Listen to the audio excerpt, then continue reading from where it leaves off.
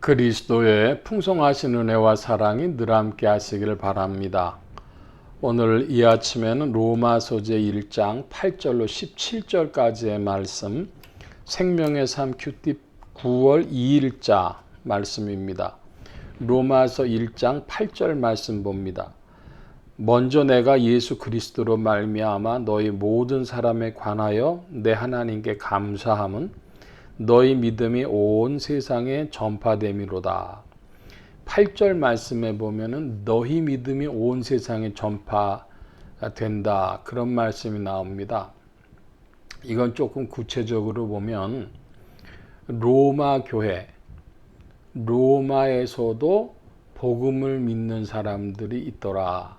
그 말씀이 이제 그 당시의 세계인 로마 제국 전체에 퍼져 나가는데, 이것이 참 기이한 이유는 로마 교회에 누가 복음을 전했는가 하는 것입니다. 사도 바울이 복음 전하지 않았습니다. 사도 바울은 이방인의 사도이기 때문에 사도 바울로 말미암아 이방 지역의 복음이 선교되었는데, 그 당시 로마 제국의 수도라고 하는 로마에도 벌써 복음이 들어가서 교회가 만들어졌다는 것입니다. 도대체 누가 전했을까? 많은 성경학자들은 고넬료, 사도행전에 나오는 코르넬리우스, 고넬료가 군인이었다가 이제 로마로 복귀하면서 그를 통해서 복음이 전파된 것이다. 이렇게 보는 것이 보편적입니다. 일반적입니다. 그래서 너희 믿음이 온 세상에 전파된다고 하는 것은 그 소문이 신자 불신자를 막론하고, 야, 로마에도 그리스도를 믿는 사람들이 있대, 로마에도 교회가 있대, 이것을 이야기하는 것입니다. 9절입니다. 내가 그의 아들의 복음 안에서 내 심령으로 섬기는 하나님이 나의 증인이 되시거니와 항상 내 기도에 쉬지 않고 너희를 말하며 어떻게든지 이제 하나님의 뜻 안에서 너희에게로 나아갈 좋은 길 얻기를 구하노라.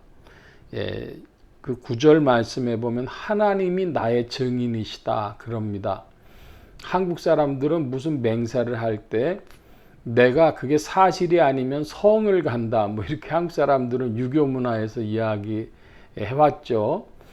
그러니까 그것처럼 하나님이 나의 증인이시다.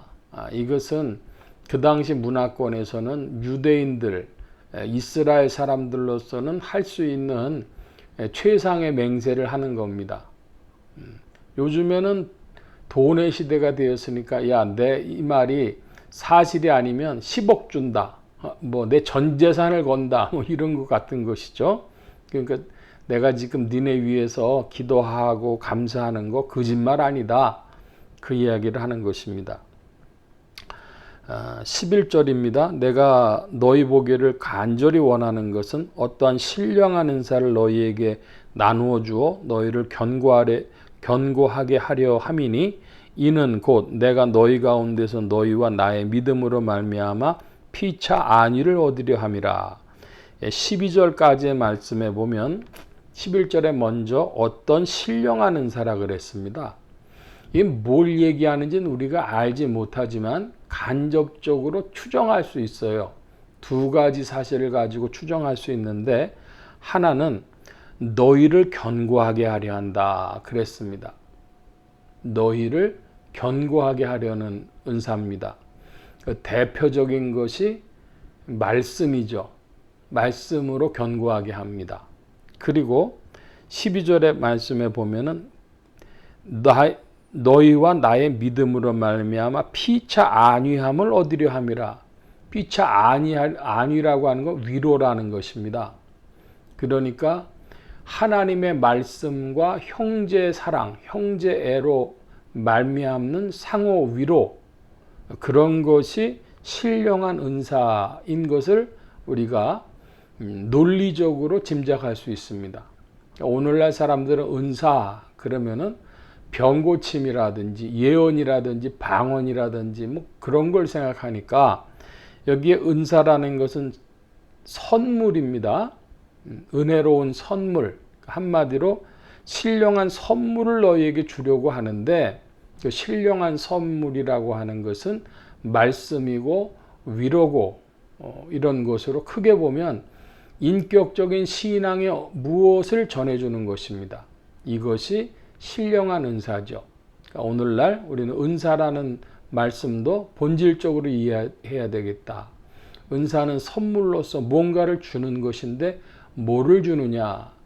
견고하게 세우는 말씀을 주고 또 서로 위로하고 형제를 나누고 그런 것이 은사가 되겠습니다.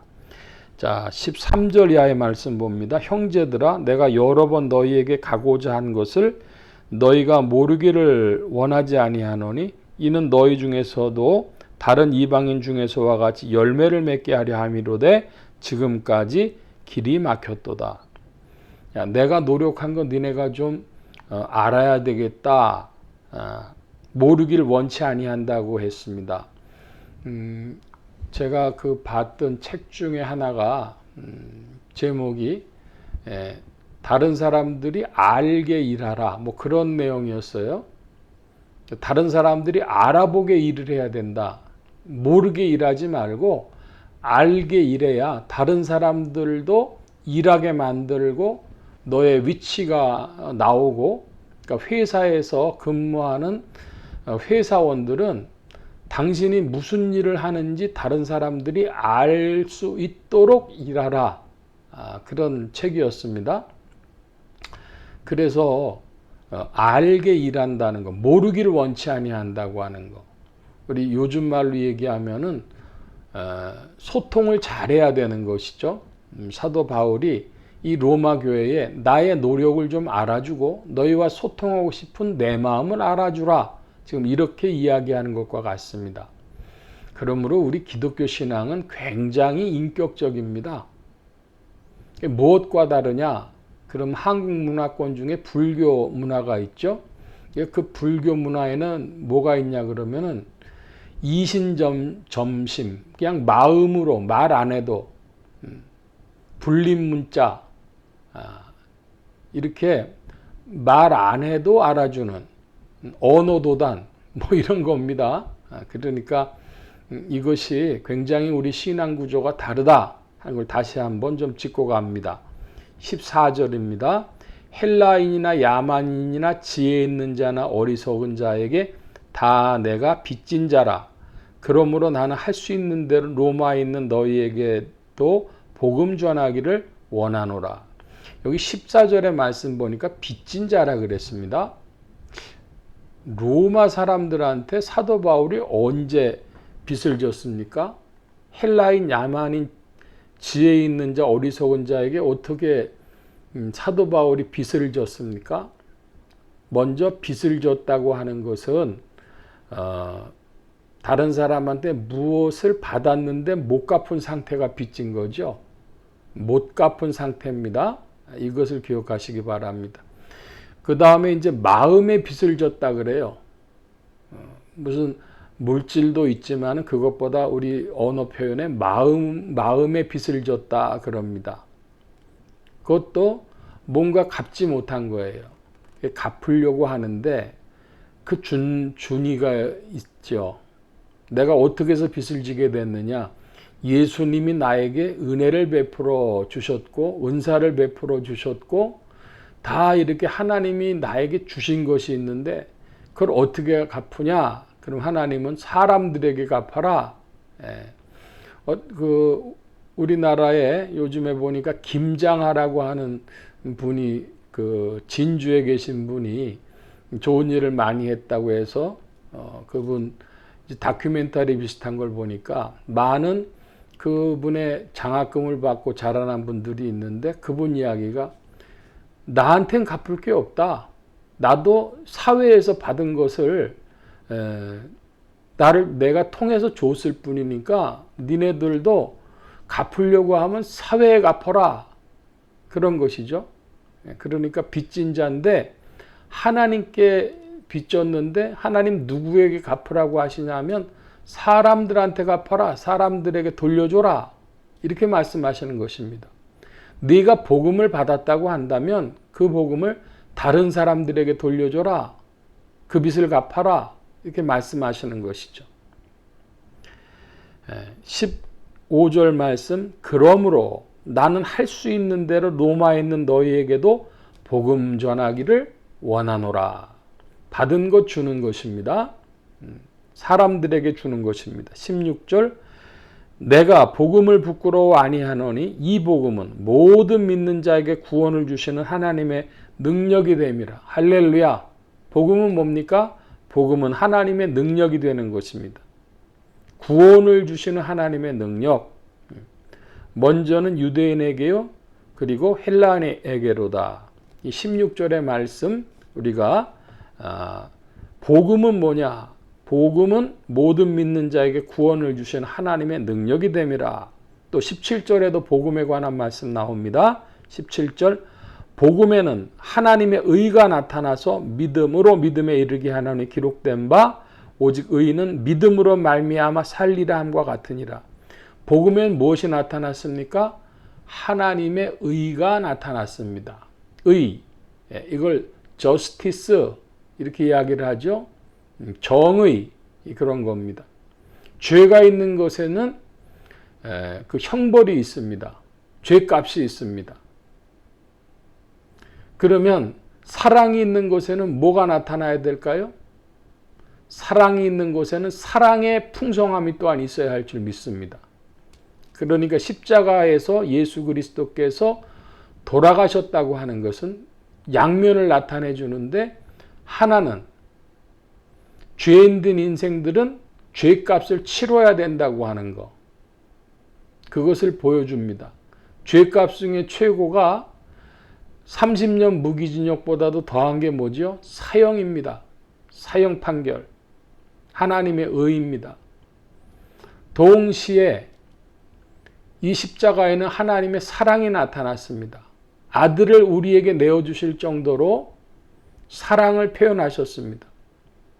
사랑과 의의 모든 성취가 예수 그리스도의 십자가요, 부활로 말미암아 그 권세와 능력을 나타내 주셨기 때문에 이제 이 복음의 빛을 진 자는 복음을 전할 수밖에 없는 것입니다.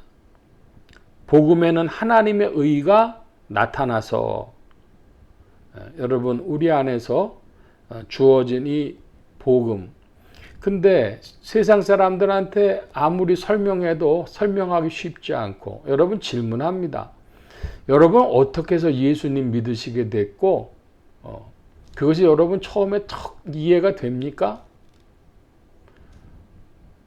예수 그리스도께서 십자가의 죽으심과 부활하심이 생각할 때마다 기이하다. 이게 도대체 어떻게 모든 인간에게 구원의 길이 되나?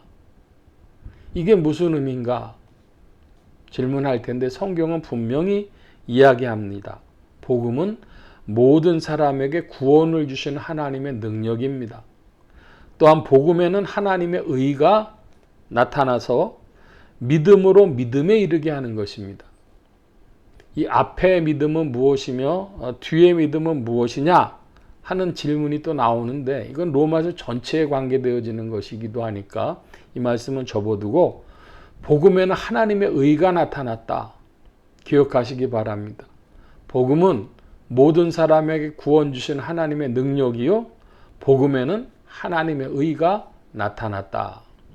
오늘 말씀 여기까지 보겠습니다. 기도합니다. 만복의 근원 되신 주님, 그리스도로 말미암아 나타내 주신 하나님의 복음을 찬양합니다. 모든 사람에게 구원을 주시는 하나님의 능력이 됨을 믿습니다. 또한 복음에는 하나님의 의가 나타나서 죄에 대해서는 그 죄값을 치르며, 또한 사랑으로 말미암아서는 사랑의 충만함인 줄 믿습니다. 극치인 줄로 믿습니다. 이 기이한 일이 우리의 영혼 속에 사무치게 하시고, 또한 이 놀라움의 감격으로 복음 전하는 이들이 더욱 되게 하여 주옵소서. 성령께서 모든 일들 이루시며 이끄실 줄 믿사옵고 감사하며 의지하올 때에 예수 그리스도의 이름으로 기도하옵나이다. 아멘.